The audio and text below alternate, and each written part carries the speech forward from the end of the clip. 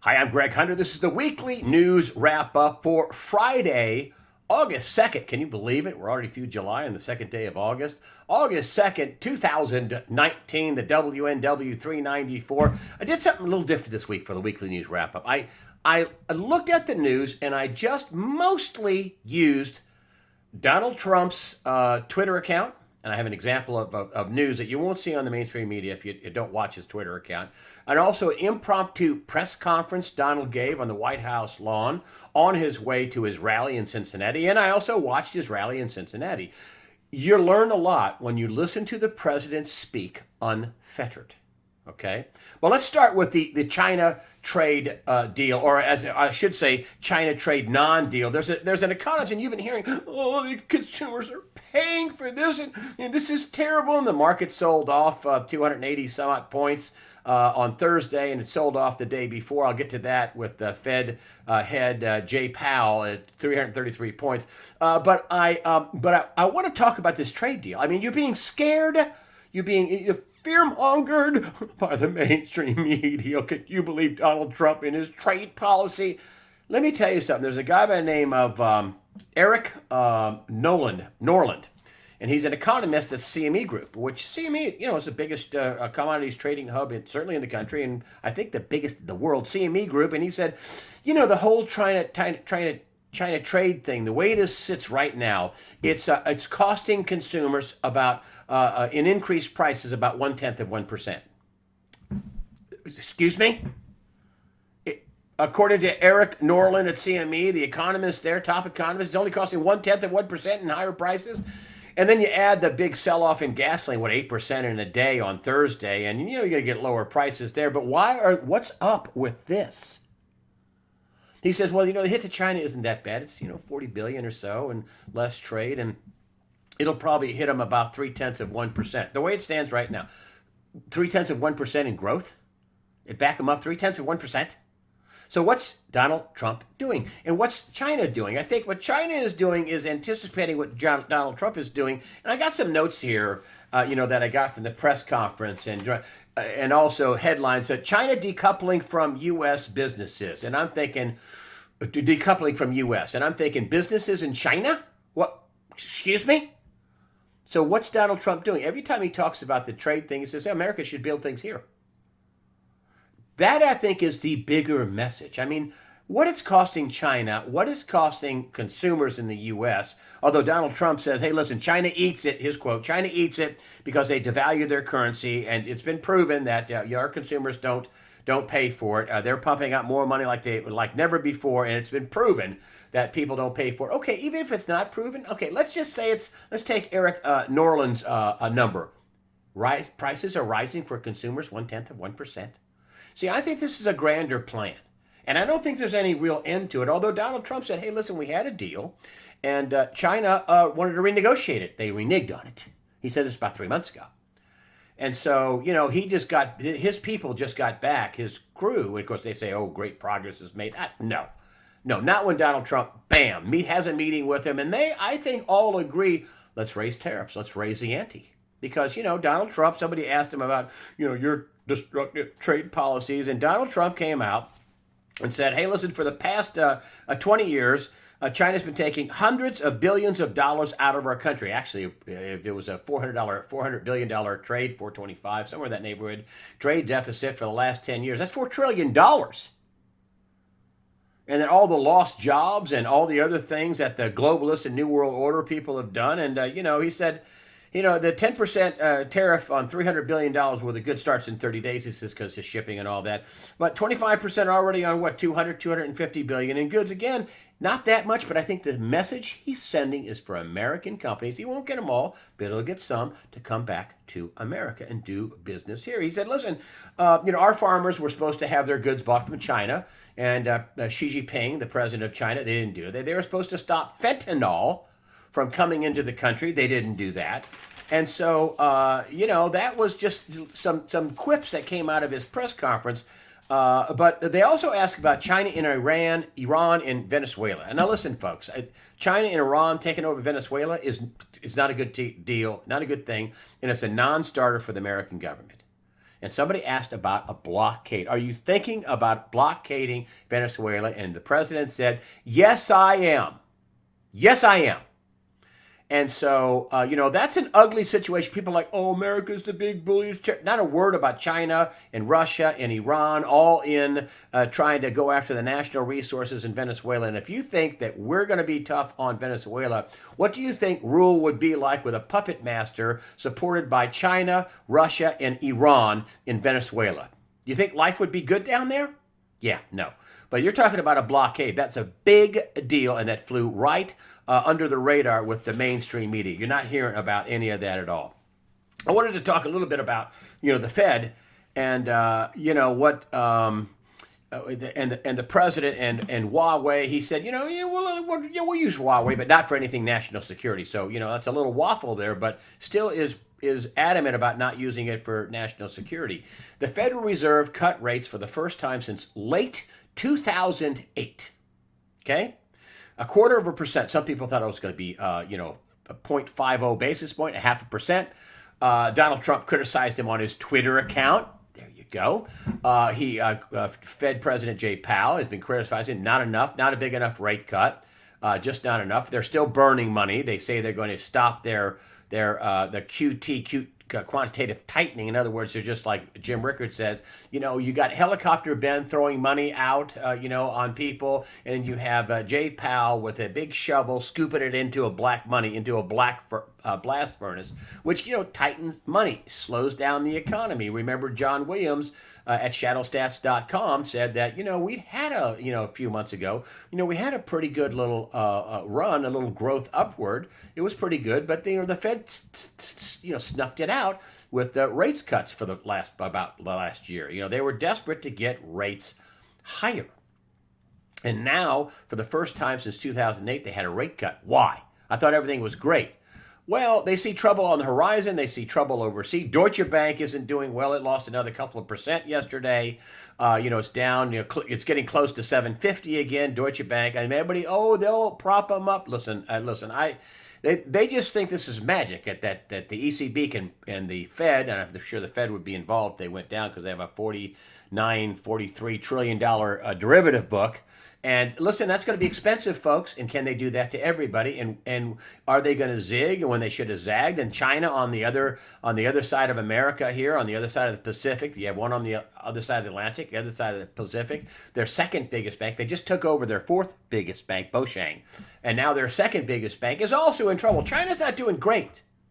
They're not doing great, and yes, they have bought a lot of gold, but they have a lot of problems, a lot of financial problems. As the president said, they're pumping out money like never before. We've got 21 extra trillion dollars at least. We're pumping money. Everybody is in the rate cutting, and we're the highest rates in the world in money pumping game to keep this thing going. Now that's the plan, to keep it going. But the president has been hitting the Fed hard. I mean, the Fed is our enemy. The Fed is the big problem. They're not doing enough. They cut rates. They raised rates too much, too fast, and raised rates. John Williams says that also as well. And then now you have the other John 2, John Williams, who was at the Federal Reserve Bank in San Francisco. That's really weird. John Williams at ShadowStats, founder of shadowstats.com. Different John Williams also lives in San Francisco, but the John 2 has now been moved over to the Federal Reserve Bank in New York, and they have all the intervention and all the options, their trading desk and all that, and manipulation from that Fed. And he's talking about rates should be 0. Wow. And I think you're going to be shocked at how fast the Federal Reserve cuts rates to 0%. I think by March or April of next year, we'll be at or near 0%. That's what I think. And then the next big question is, are they going to go negative, and how much? And is that going to work, or is that going to backfire, or who knows? But they can cut rates back down. They can do that. And then there's like a 9-month lag. I think the president is pushing, and I think this is what this is about, putting this off. Just putting off the crash until after, and they'll do something about it. And it's going to be rough, folks. In the first 100 days of his second presidency, second term. So he was at his rally tonight. Lots of great information, dogging out the Democrats, dogging out all the, they want to call him a racist. A racist. He's a racist. That's what I heard at the Dem debates. I'm not going to talk much about that. I covered them this week. I got cut off from Google on the second night. I got a late start, tech problems. I did get 27 minutes in there. They cut me off, I think, for a bona fide reason. I shouldn't have done. I took the feed from CNN off the DNC website. And so they didn't cut me off for what I said. So that's actually, probably an okay thing that happened, but I was on for 2.5 hours the first night, but I watched all of it, okay? Let me sum up the Dem debates. Trump's a racist. We got free stuff for you. I couldn't hear a coherent plan from anybody. I didn't hear that at all. But now let's go back to Donald Trump and his rally in Cincinnati. I'm going to do this. I've done this. I've done this. I've done this. I've done this for you. I've done this. I've done this. I've done this. I brought back jobs. Here's my performance. I've done this. Here's what we're going to do about, he was talking about the right to try. That he came up with the right to try. You got these, why haven't we done this? We've been trying to do it for 40 years, Mr. President, and finally they have the right for dying people, terminally ill people, to try a drug. He says a lot of people have had some good results that they're able to try. And all kinds of other things. He also said we're not going to be a socialist country. And I mean, people were cheering. He also said this, and this is also plays back with the China trade thing, and that is the era of economic surrender is over. That's what Donald Trump is saying. Listen, I'm all for this trade thing. I mean, you got a country, China, vacuuming out $400 to $500 billion a year in lopsided trade, and then all these companies going over there, including Google.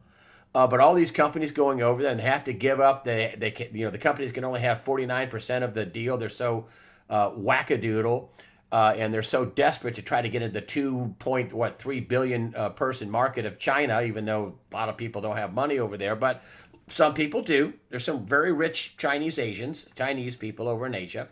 I think. American business doing business in a totalitarian China regime, wait until they crack down on Hong Kong and they send troops in with live ammunition to shoot protesters. That's right, folks. I said that. And then American companies are going to be like, let's see, they have a dictator for life, Xi Jinping. They have a totalitarian one-party system. They have no rights, no constitutional rights whatsoever, no free speech rights. Tank ban, you haven't seen him since you stood in front of that tank. They also have a social credit scoring system. So if you even think the wrong thing or look at the wrong thing on the internet, they can, not give you a loan, give you substandard housing, not give you education. You do a crappier job, or maybe you just, like Chris Farley says, you get to live in a van down by the river, or worse. And so when they go into Hong Kong and they break up and they're using lasers to mess up the facial recognition of the Chinese government, Chinese cameras, and when they go into Hong Kong and they start shooting people in mass, I think that's going to put a chilling effect on American businesses. And look at what Trump's doing with this trade thing. All of a sudden, I think American businesses are going to be, well, maybe we need to do business somewhere else. Now, they might move to Vietnam or Cambodia or India. I don't know. There's going to be a percentage of them that may say, maybe we need just to move back to America. And the difference between the Dem debates and Donald Trump's rally, and I watched all the debates, I should have counted the amount of times they used. And the first night, I counted the amount of times they used free. It was over 17. I should have counted the amount of times they used the word racist, including Don Lemon, who the president calls and tweeted his Twitter account again, the dumbest man on television. So it's pretty amazing. But the economy, no matter where you are, is not doing that great. Is it doing better than America? Yes. Is our economy booming? Not really, but compared to the rest of the world, it is, in a relative term.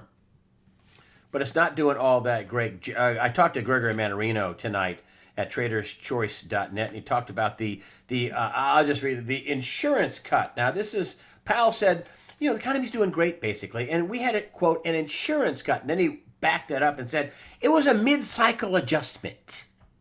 Listen, they're worried.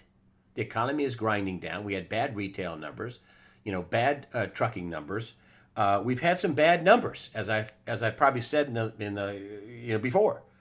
Manarino also pointed this out. He says, "Listen, not a single asset is priced with a legitimate price discovery. Not houses, not companies, not bonds, not gold, not silver, not land, not nothing. We are so far past la la land." This is a quote from Manarino from TradersChoice.net. We are so far past la la land, it's not even funny. Nothing is real. He's right. Nothing is real. I think the president, I'll say it again, is going to try to stretch this out past the November 2020 election. Can he do it? Don't know. That's what he's trying for. A lot of power in the Fed. They got a couple of percentage points to cut. And now, the reason why I say they'll be cut by March or April is because there's a 9-month lag time for that to take effect. So March, April, they'll be done cutting, or they'll be at least down to zero, I think. And then there might be more trouble if they go, negative. That might backfire on them. But I think they're going to be at least 0 or 0.25%, close to zero, by March or April. Let's see if that works out. And also another prediction by Bull Pony. He said people gave him crap for this. He said, "No, listen, it's not going to sell off all at once, but in July," he said this in the end of May, you'll see the market crash. You'll see the market start to sell off. Ooh, what happened on the last day? July 31st, 330-point drop. What happened on the 1st of August? 280-point drop, but that's deceiving. It was up 300 and some odd points in the middle of the day. So it went down 280 points. Oh, that's a 600-point swing. So, is that the beginning of a crash? Would you call that a crash with the Dow at 27,000? Not really a crash, but a good start. So let's keep following this along. He also said, Bull Pony, that gold would take off. It went over 1450 for a while. Then it's back down to the 1430s. But wow, gold was at, 1280 or something when he said gold's going to go up. Silver hasn't gone up yet. It's gone up some. It's at 16 and 30 or somewhere around there. But that was a good call. And we'll see how the market call goes. But there's some powerful things wrong in the economy when the Fed cuts rates for the first time in more than 10 years, and the market craps on itself and sells off 333 points. And the next day, there's a 600-point swing from 311 plus to 280 and some odd and change down. That's something's wrong. And this is why I say you've got to get ready and you've got to stay ready. And the other thing that's coming down, you had James Comey, the Justice Department gave him a pass for leaking, right? And they said they're not going to prosecute him over leaking, but that doesn't mean they're not going to prosecute him. He's got all kinds of other huge, bigger cases than just him with some leak that they're going to take time. They're not going to prosecute me over that, but I think Brennan, Comey, Clapper are top on the hit parade. Clapper may have cut a deal, don't know.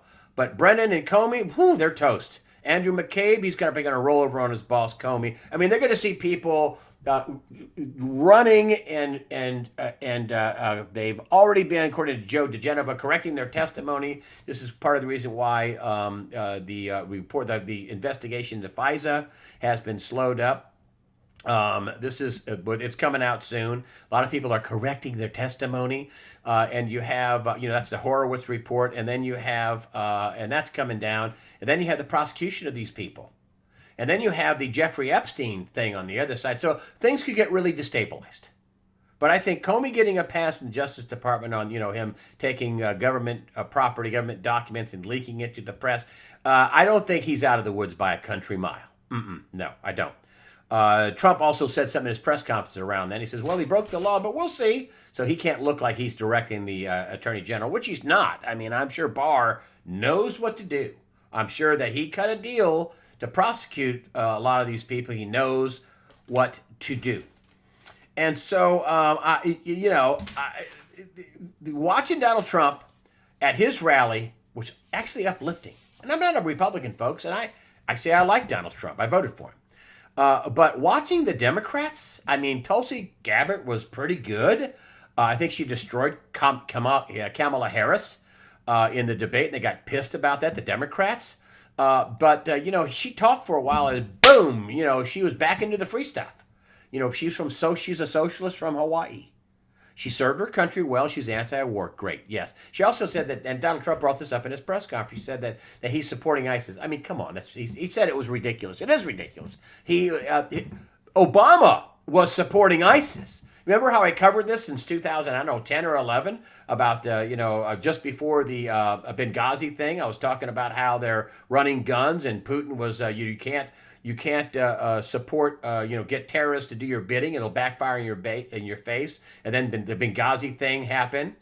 And then the gun running from Libya, Benghazi, to Syria. All the other stuff going on up there, the oil being sold through Turkey and them getting a cut, and Erdogan's, I think, his family member getting a big cut of this oil. I mean, this whole thing was a monkey spank. They were talking about the Free Syrian Army. There was no Free Syrian Army. There was Al Qaeda and there was ISIS. And listen, if you weren't, if you were Al Qaeda and you weren't crazy enough, listen, ISIS was killing Al Qaeda. And Trump said, listen, I completely destroyed the caliphate. Tulsi Gabbard doesn't know what she's talking about. He's right. But Obama was supporting this. He was doing a little airstrike here, a little airstrike there. Hillary Clinton was involved in gun running. Rand Paul brought this up on the floor of the Senate. This isn't a crazy stretch. The CIA was also gun running to ISIS. A lot of stuff was going into Turkey and ending up down. Like, remember that truck I showed you about? It's Mark I Plumbing. It was sold at auction in Houston, and then somebody shipped it to Turkey. And the next thing you know, it's in ISIS hands with a 50 caliber machine gun mounted on the back, and on the door says Mark I Plumbing, Houston, Texas, and a phone number. I mean, come on. This is during the Obama administration. Incidentally, during the debate, and Trump brought this up at his rally too, he says, they didn't attack me. They were attacking Barack Obama. And I mean, the wackadoodle, left-wing media, including people like Joe Scarborough, went crazy that they were attacking Obama. And there's a lot to attack, folks. I mean, they had control of the White House for the last 8 of the last 10 years. So, it's something else. I want to end with something pretty good. And this is, again, on the Twitter account. Donald Trump has 62.5 million followers. He's had 43,000 tweets, folks.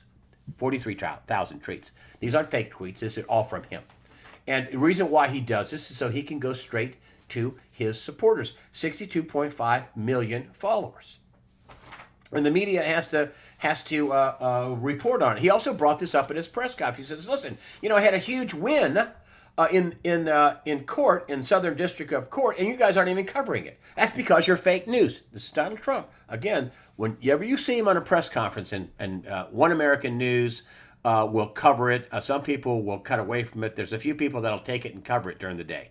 And you should just record it or TiVo it or whatever it is, record it or DVR it, and look back at it. You learn a lot while he's talking, okay? And this is off the top of his head.